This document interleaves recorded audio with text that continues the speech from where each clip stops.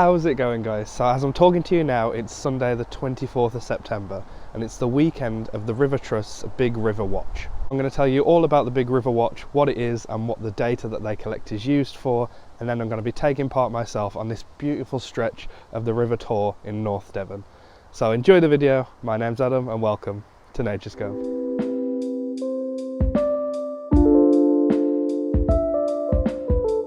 What is the River Trust Big River Watch? Well, the best way I can explain it is that it's actually quite similar to the RSPB's Big Garden Bird Watch in that it's a citizen science project. So all the data they collect comes from people like me and you who go out on a certain weekend of the year and collect it for them. So what the Rivers Trust want you to do is go out to your local stretch of river or explore a completely new one and sit there and watch for 15 minutes and record what you see. This is things like animals, things like pollution, or just general interesting bits about the river you're watching. You then fill in a survey on their app and send the data off. The data we gather will then be sent off to the Rivers Trust team and they can use it for a whole wide array of things. They can use it to map out our rivers, see what sort of animals are where, what sort of pollution events are happening where, whether there's any blockages on the river, things like that. Data also just goes to show the general health of our rivers in the UK. I'm sure we've all seen the news lately of the insane amounts of sewage that are being dumped in our rivers. So this is really going to help build a picture of that. So this year I'm going to be taking part on this beautiful stretch of the River Tour in North Devon. Already since I've been here filming, I've had a kingfisher, a grey wagtail and an otter. I only managed to get the kingfisher on camera, but I brought people out with me to come and see the otter because that was pretty incredible. So hopefully when I start my 15-minute timer, they'll all show again, but I have seen them whilst watching this river, so I'll probably include them in my count.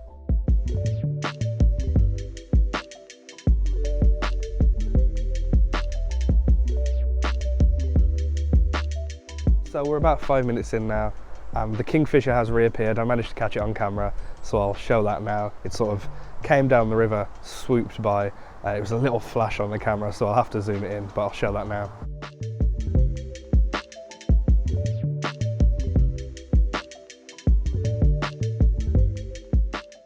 The otter unfortunately hasn't re-shown itself, but we've had quite a lot more going on.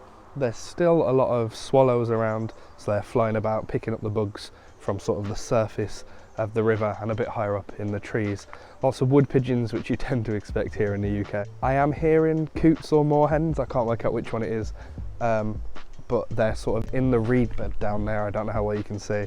So I haven't got eyes on them yet, but they're definitely there. But it is just really, really peaceful to come down to a stretch of river that I've never really been to before, the River Tour in North Devon, and just sit for sort of 20 minutes or so and enjoy it. It's really, really peaceful here. I'm on a bridge that's used for cars, but no cars really come down here. So I'm on my own and just enjoying it.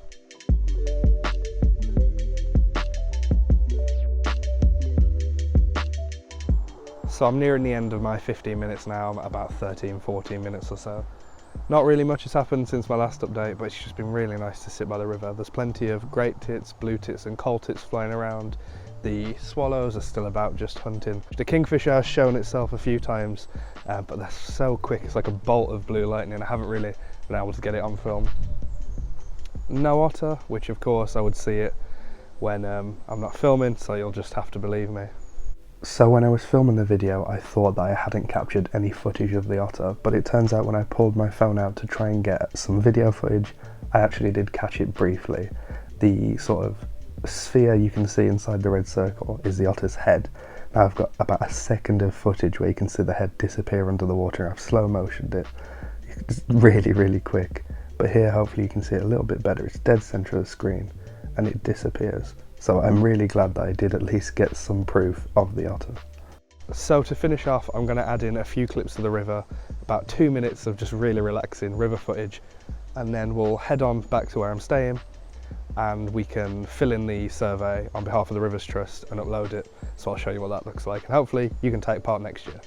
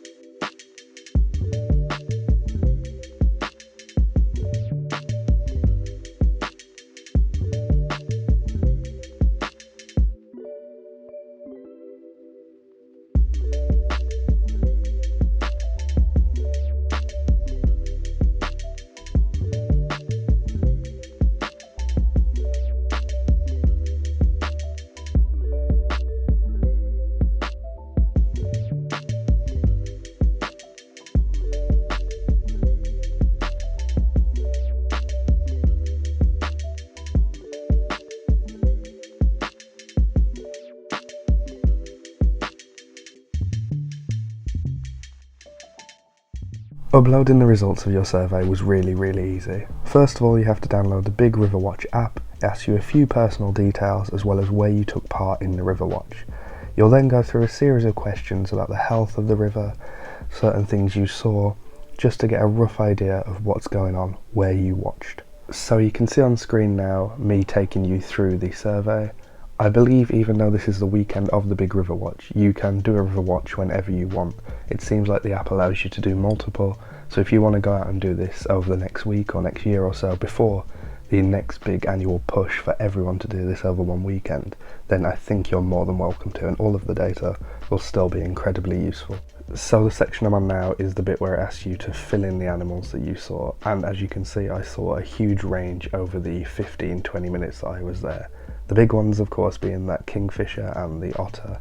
They were really cool, and I think I got very lucky. I was just in the right place at the right time when I started the survey. The survey also asks you a little bit about the plant life that you saw, as well as the pollution and any barriers to the flow of the river. So what I'd recommend is before you start your River Watch is to take a photo. The app asks you to upload a photo anyway, but this way you can refer back to it if you happen to forget any of the answers or just need to double check because you weren't looking for it when you did your initial watch. So here I'm filling out the pollution section, and I thought, no, this river was absolutely perfect. But it turns out there were sheep in one of the fields, which I didn't realise could be a potential form of pollution whilst I was doing the River Watch. And that's pretty much it. The survey in total took me 2 minutes after I'd finished my River Watch to do. It was really simple, and it was pretty much just multiple choice questions for the most part. If you don't have access to a smartphone, there is a Word document that you can download from the Rivers Trust website, and you can do it through your computer. So that's it for today's video. If you enjoyed it, leave us a like, it really helps us out. Comment down below, did you take part in this year's Big River Watch? Where did you take part and what sort of things did you see? And subscribe to Naturescope to not miss any more of our future videos. We do the RSPB Big Garden Bird Watch every year, and personally I'd like to make the Big River Watch an annual thing that we do as well. Thanks again for watching, and I'll see you all next time. Cheers.